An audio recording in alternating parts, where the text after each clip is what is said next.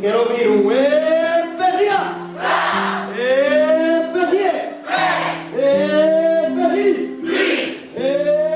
Especial.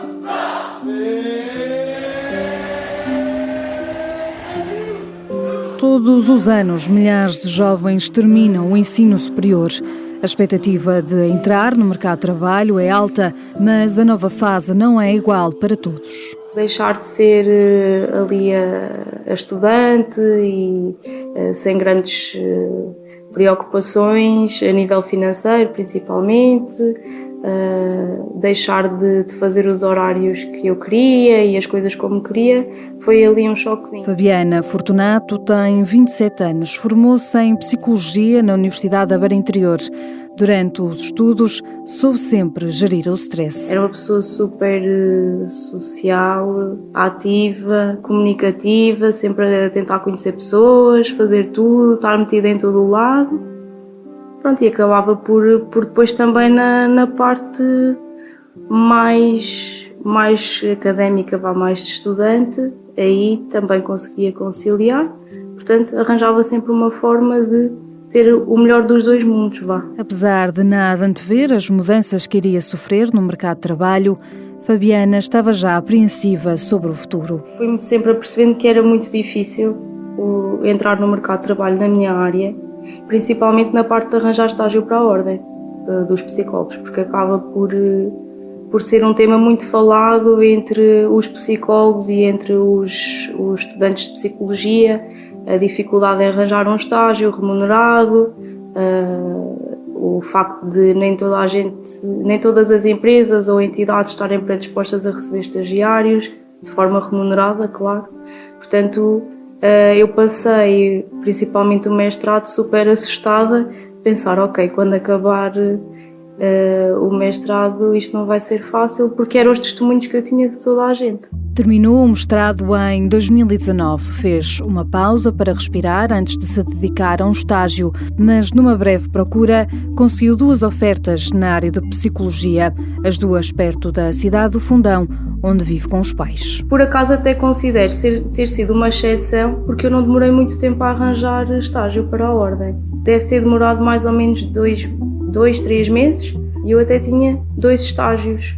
Consegui um e depois apareceu outro e acabei por escolher o segundo que apareceu. Portanto, nesse caso eu até me considero uma sortuda, porque segundo aquilo que me tinham demonstrado, a dificuldade em arranjar, eu acho que tive sorte. O primeiro contrato foi assinado em 2020. A primeira semana eu gostei muito, porque foi um estágio na área que eu queria, que era a área clínica, e a equipa era toda espetacular. Tudo pessoas acessíveis, pareceu-me que ia ter uma boa experiência, ia ter ali alguma variedade de casos, portanto tudo ali estava a bater certo, que eu até pensei mesmo, tenho muita sorte, porque nem toda a gente consegue logo assim aquilo que quer. Mas em apenas 2 meses a opinião mudou. As coisas que me prometeram não estavam a acontecer, como por exemplo começar logo com ordenados em atraso, logo assim no primeiro, segundo mês, o adiar contratos, só que no início eu achava que era mais comigo, que era ali algum problema mais pessoal. Ainda o contrato não estava a meio e Fabiana já estava num labirinto mental. Os objetivos que tinha planeado estavam a perder-se. A partir do momento em que entrei para ali, pensei, ok, agora eu vou poder juntar algum dinheiro, vou poder sair de casa dos meus pais. Entretanto, na altura, o objetivo era mesmo esse, era sair de casa dos pais, ter a minha casa, ser mais independente, e conforme eu comecei a ver que os ordenados começavam a atrasar, ia percebendo que estava cada vez mais longe de acontecer nesse sentido. A ideia de uma entrada no mercado de trabalho perfeita não se concretizou. Comecei a ir abaixo por perceber que aquilo que eu idealizava não ia acontecer tão rápido. Mas o realmente perceber que não estava bem e que precisava de ajuda já foi talvez uns 9 meses depois, mais ou menos, que foi quando eu já tinha a parte obrigatória do estágio feita e já podia escolher sair, mas sentia uma grande pressão por causa de, lá está, de ok, fico aqui e vou recebendo ou fico desempregada.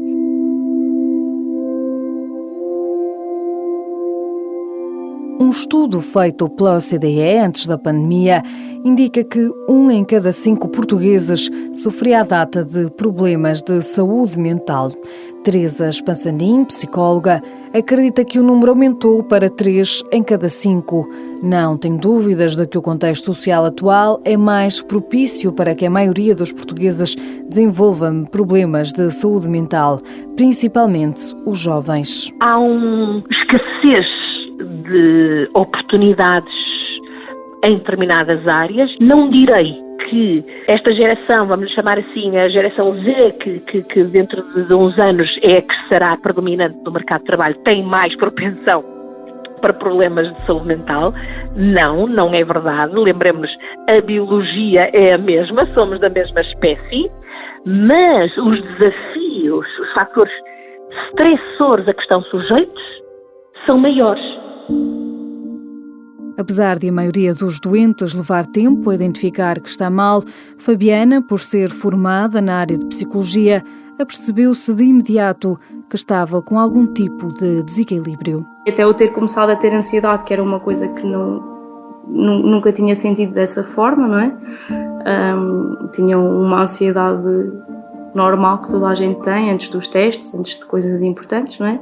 Mas ali comecei a perceber que estava realmente a desenvolver aqui alguma coisa mais grave. E comecei a identificar isso, também sou psicóloga, vou conseguir identificar algumas coisas, mas foi a partir daí que eu pensei, ok, eu preciso de ajuda porque não conseguia tomar a decisão de sair ou ficar. Aliás, eu queria sair, mas eu sentia uma pressão enorme de ficar. Depois às vezes pensava, se calhar tu é que és fraquinha, não consegues aguentar estas coisas, tu também não sabes se fores para outro sítio, se realmente te vão tratar bem. Se calhar vais sair de um buraco para ir para outro. Então isto foi muito difícil. Tinha consciência de que precisava de ajuda, mas os salários em atraso e os maus rendimentos não a deixaram avançar para a terapia. Estive muito tempo para tomar essa decisão por questões financeiras, porque sentia que todo o dinheiro que eu conseguia amealhar era para eu sair de casa dos meus pais. Portanto, o meu objetivo era aquele, era ter a minha casa, portanto não podia gastar dinheiro naquele momento em terapia. E depois há aqueles dias que são melhores, não é? E tu vais adiando, vais pensando, hoje foi um dia melhor, se calhar eu consigo aguentar isto.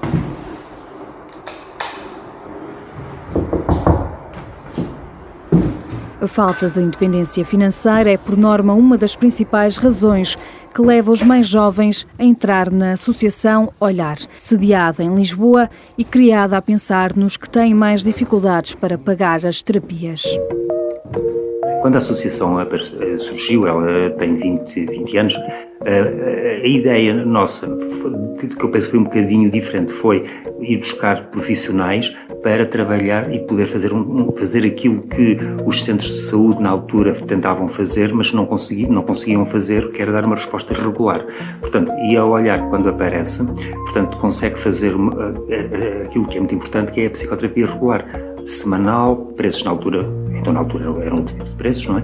Portanto, preços sociais e manter uma qualidade. Carlos Céu e Silva é o presidente da Associação Olhar.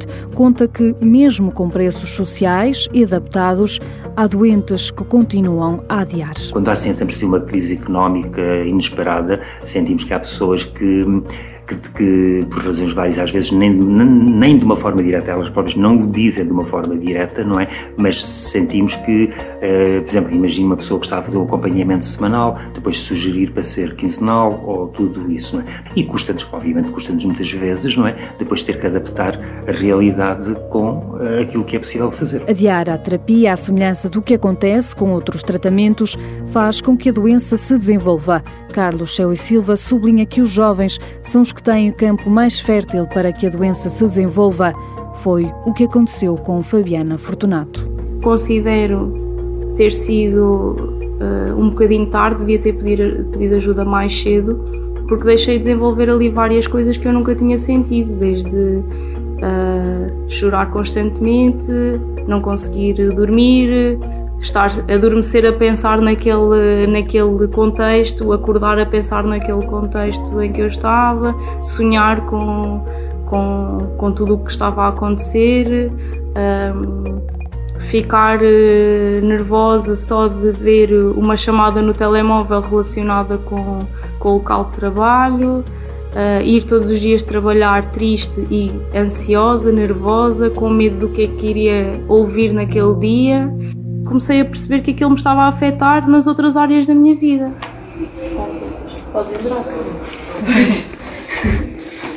Começámos a perceber que a Fabiana estava mal, porque começou a ficar muito mais sensível e irritadiça, ou seja, com qualquer coisinha ela já explodia, mais do que o habitual. Basicamente, por coisinhas de nada, a Fabiana já estava a explodir e aos berros, e muitas vezes já chorava em simultâneo, e acabámos por às vezes já sentir ou estar a pensar naquilo que devíamos dizer, ou nas palavras que podíamos ou não utilizar, com medo que ela tivesse portanto, um pico desses e disputasse ali uma discussão mais acesa. Cátia Fortunato, a irmã de Fabiana, em casa assistia à mudança de comportamento. Algumas questões que começaram a ficar mais intensas, como uma preocupação excessiva com os familiares mais próximos, a mãe, com o pai, de achar sempre ao mínimo sintoma de alguma possível doença, já achar que era uma coisa muito má. E portanto tudo isso era ficou muito mais intenso, e alguns tiques que ela também ganhou, alguns já tinha, por ser se calhar um pouco mais nervosa, mas que ficaram cada vez mais intensos, e ela própria se foi logo percebendo também desses pequenos tiques, não é? Sim. Depois tens as alternativas, tens a mais. E é que foi realmente, eu acho que a gota d'água, e quando eu decidi mesmo pedir ajuda, que foi quando eu comecei a preocupar-me imenso com doenças graves, com as pessoas da minha família, se tivessem uma doença e o que é que ia acontecer, e eu se tivesse uma doença e não ia conseguir aproveitar a minha vida, e depois pensava... e eu não estou a conseguir fazer nada de jeito porque não evoluí aquilo que era suposto evoluir, ou aquilo que eu tinha objetivado. E foi aí que eu pensei, não, vou ter que pedir ajuda porque lá está, já estava a afetar demasiadas coisas na minha vida, não era só ali a questão do trabalho, era muito mais do que isso já. Só um ano depois de identificar os primeiros sinais é que Fabiana entrou num consultório, começou a terapia e em poucas sessões ganhou força para largar o emprego. Eu já tinha decidido que iria sair, mas não sabia como, e precisava ali de alguma ajuda nesse sentido, para ganhar se calhar alguma força. Foi uma ajuda muito grande para a questão do sair, de como sair e de sair de consciência tranquila, não sair a pensar vou-me arrepender porque vou ficar desempregada, vou-me arrepender porque vou perder esta oportunidade que muita gente não tem. Quantas sessões é que foram precisas? Sinceramente não foram precisas muitas. Eu tinha decidido que ia sair só quando acabasse o contrato. Precisava era de alguém da área que me ajudasse realmente a estar completamente tranquila com essa decisão. Voltamos a ouvir a psicóloga Teresa Spassandim.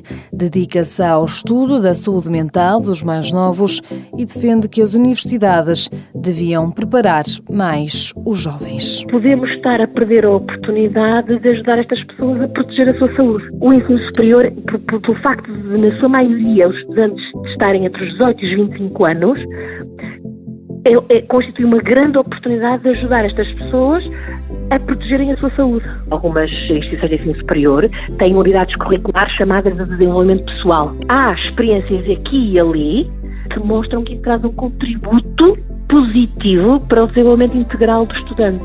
Quando pensamos no desenvolvimento integral do estudante, pensamos que alguém que consegue proteger a sua saúde terminará o curso mais rapidamente, consumirá menos recursos públicos de saúde, integrar-se-á profissionalmente de uma forma mais efetiva, será mais produtivo, por aí fora. De acordo com Teresa Spassandim, se aumentasse as oportunidades de emprego, os rendimentos e se resolvessem os problemas atuais de habitação, a saúde mental poderia nem ser um tema. Um dos determinantes da saúde mental é a educação, o emprego e a habitação.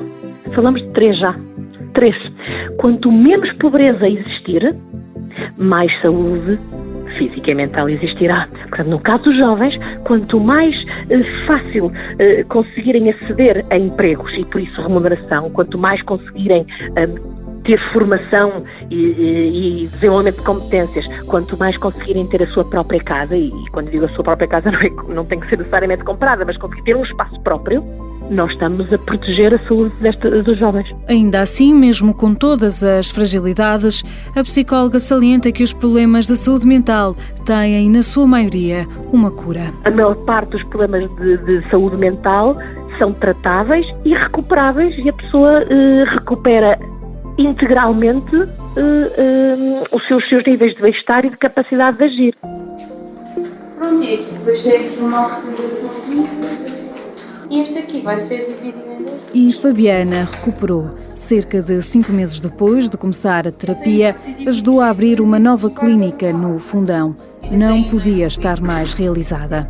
As pessoas que eu acompanhava que estavam a meio de um processo, a grande maioria quiseram ficar comigo, mas eu acho que isso acontece com qualquer profissional. Se formos ao dentista, eu gosto muito do meu dentista e ele mudar de clínica onde vai dar consultas, eu vou atrás dele porque é daquele profissional que eu gosto, não é da clínica em si, é do profissional. Portanto, a primeira pergunta das pessoas é para onde é que vai, que é para eu ir também. Foi uma sensação de liberdade gigante mesmo. O estar ali a dar uma consulta sem ter receio de nada, portanto, a parte da liberdade foi a primeira sensação. E depois o orgulho naquilo que eu tinha conseguido.